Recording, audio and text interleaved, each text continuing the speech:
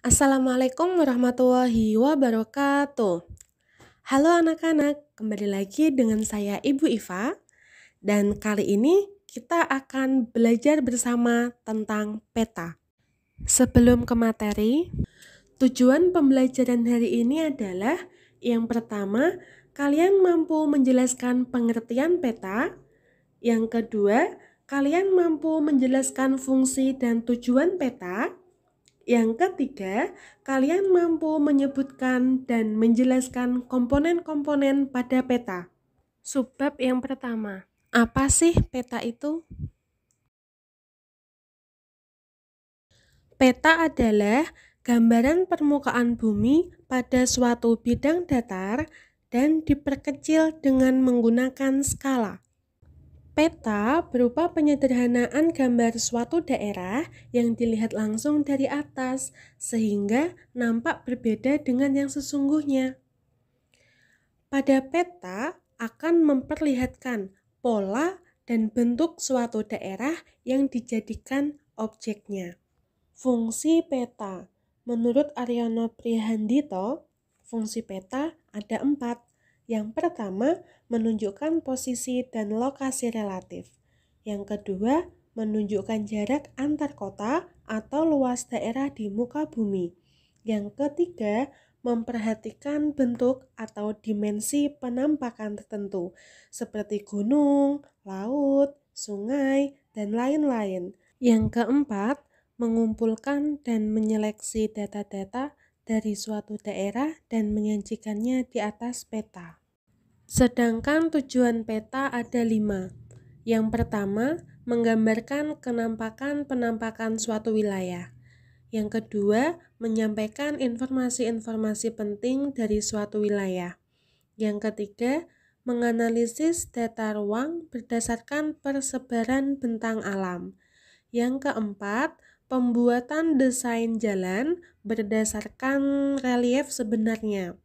Yang kelima, untuk keperluan pembangunan, misalnya konstruksi jalan, jembatan, gedung, dan navigasi perkapalan.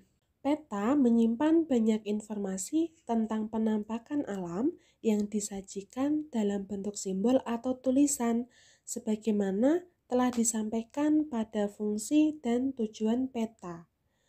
Lalu, bagaimana sih caranya agar kita bisa mendapatkan informasi-informasi tersebut?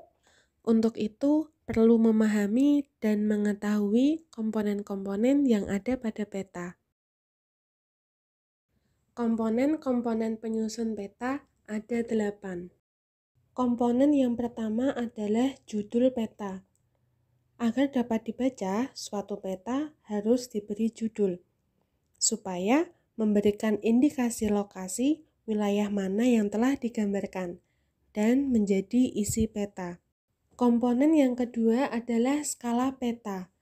Skala digunakan untuk mengetahui perbandingan jarak di atas peta dengan jarak yang sebenarnya di atas tanah. Sebagai contoh, di atas peta dituliskan skala 1:1 juta. Artinya, dalam jarak 1 cm di atas peta sama dengan jarak 1 juta di atas tanah. Hal ini menunjukkan setiap jarak 1 cm di atas peta mewakili jarak 10 km di atas tanah.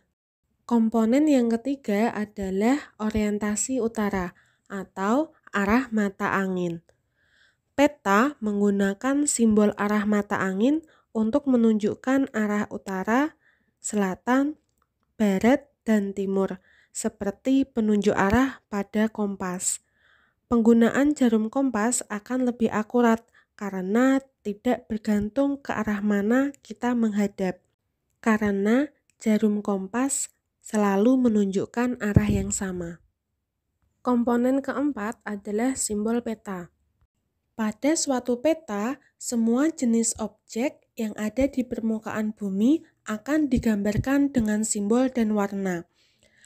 Penggunaan simbol dan warna ini bersifat tetap, artinya digunakan secara umum. Penggunaan simbol pada peta ini untuk mempermudah kita mengetahui keadaan suatu wilayah melalui peta. Sebagai contoh, simbol kotak berwarna merah merupakan titik lokasi letak ibu kota negara. Komponen yang kelima adalah garis astronomis. Terdiri dari garis lintang dan garis bujur. Garis ini berguna untuk mengetahui posisi absolut suatu objek yang dipetakan. Garis lintang membelah bumi menjadi dua bagian yang memisahkan kutub utara dan kutub selatan. Sedangkan garis bujur membelah bumi menjadi bumi bagian timur dan bumi bagian barat, sehingga terjadilah siang dan malam. Komponen yang keenam adalah insert. Insert merupakan peta kecil yang terdapat pada suatu peta untuk menunjukkan lokasi objek yang dipetakan di antara daerah lainnya yang lebih luas. Komponen nomor 7 adalah legenda. Legenda menunjukkan keterangan semua objek atau simbol dan warna yang terdapat pada peta, dengan tujuan memudahkan pembaca menjelaskan mengenai arti dari simbol dan warna yang terdapat pada peta. Komponen nomor 8 adalah sumber peta. Sumber peta menunjukkan orang atau lembaga yang membuat peta. Cukup mudah ya materi hari ini.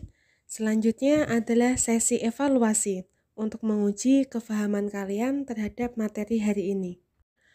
1. Jelaskan pengertian peta. 2. Apa fungsi dan tujuan peta? 3. Sebutkan dan jelaskan komponen-komponen peta. Selanjutnya, kalian tulis jawaban kalian di buku catatan dan akan kita bahas pada pertemuan berikutnya.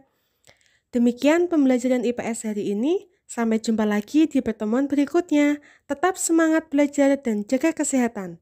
Wassalamualaikum warahmatullahi wabarakatuh.